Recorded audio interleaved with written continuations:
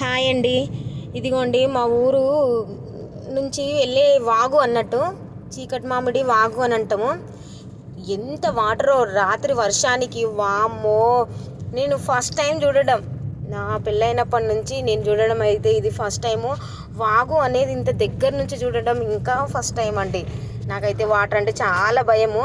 ఇంకోటి వెడల్పు అనేది మనకు చెట్లు ఉండడం వల్ల అసలు కనిపించకపోయేది.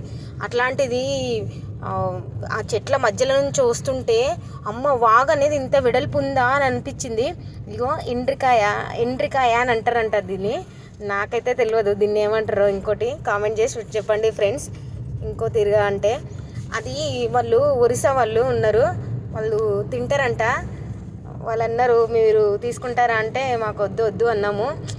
అమ్మో గంగమ్మ అంటే గంగమ్మనే.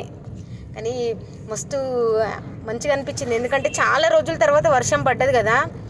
ఎప్పుడు ఈ ఇయర్లో వాగు వంగడం అంటే ఇదే.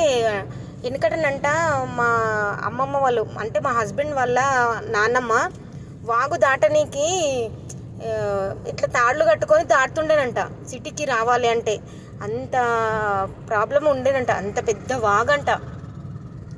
అట్లాంటిది ఇక మేము ఇక్కడికి వచ్చినాక వాళ్ళను ఒకసారి చూపియండి అది అని అంటే వాళ్ళు చూపించారు. వాళ్ళంట మీరు తింటారా అని అడుగుతున్నారు. నో మేమైతే తినమండి అని అంటే అదిగో దగ్గర నుంచి చూపించారు. చాలా బాగా అనిపించింది. లైక్ చేయండి, షేర్ చేయండి, సబ్స్క్రైబ్ చేయండి.